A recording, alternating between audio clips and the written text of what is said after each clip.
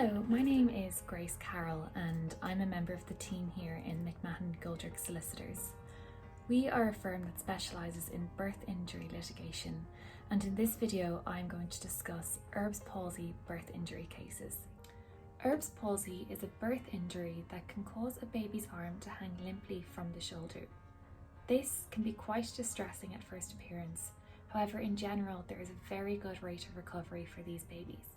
Sometimes, however, a baby's nerve damage will not completely repair, and in these circumstances it might be advisable to explore whether or not it would be worthwhile to pursue a case for medical negligence on behalf of your child. If damages are awarded, the monies can be used to further your child's rehabilitation and help safeguard their future. So what is Erb's palsy? Erb's palsy is a form of brachial plexus injury which is caused during the labour process. The brachial plexus is a bundle of nerves located in the shoulder which carry movement and sensory signals from the spinal cord to the arms and hands. An Erb's palsy injury is when the upper part of the brachial plexus is damaged during birth. The nerve roots here are either stretched, ruptured, or are pulled away from the spinal cord. This causes the baby's arm to hang limply from the shoulder and the wrist and fingers become flexed. The baby will be unable to move its arm due to either weakness or paralysis. However, this can often be resolved through physiotherapy and/or surgery. The rate of recovery in the newborn stage is a good indicator for the final recovery outcome. Complete recovery is unlikely if no improvement has been made in the baby's first 2 weeks. What causes Erb's palsy? One of the most common causes are when the baby's head and neck are excessively pulled and stretched in opposite directions during the course of delivery. This usually occurs when either one or both the baby's shoulders become stuck in the mother's pelvis. This is an issue known as shoulder dystocia. When the shoulders are stuck here, the brachial plexus can become compressed, stretched, or torn. Another cause can be if the baby is in breech position, i.e. feet first. If the baby's shoulder is pulled too forcefully, or if there is excessive pressure on the baby's raised arm, the brachial plexus can also become damaged.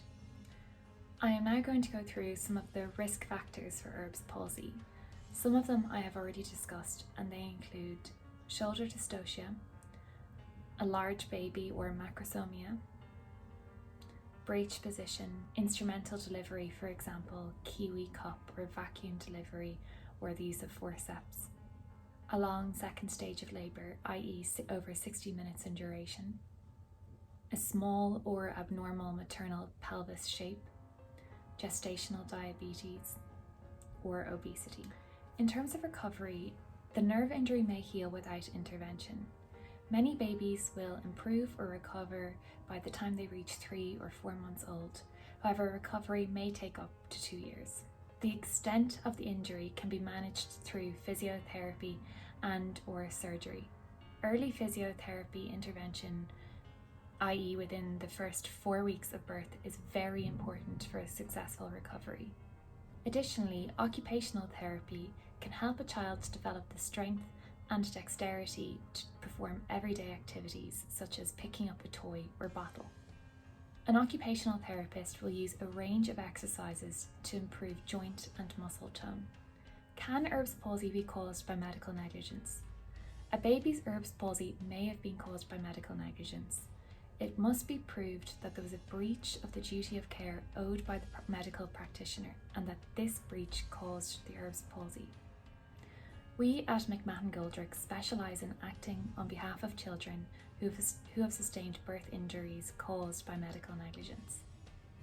We are the only firm in Ireland to exclusively specialise in representing clients who have sustained birth, brain and spinal cord injuries. Due to the small and specialist nature of our firm, we have the ability to spend the necessary time to do a thorough examination of the medical records in a potential new birth injury matter. And we continuously educate ourselves on the new and emerging best recommended obstetric and neonatal care practices. If you would like further information on Herb's palsy, or if you have an inquiry regarding a potential new birth injury matter, please feel free to call or email us anytime. Thank you for watching.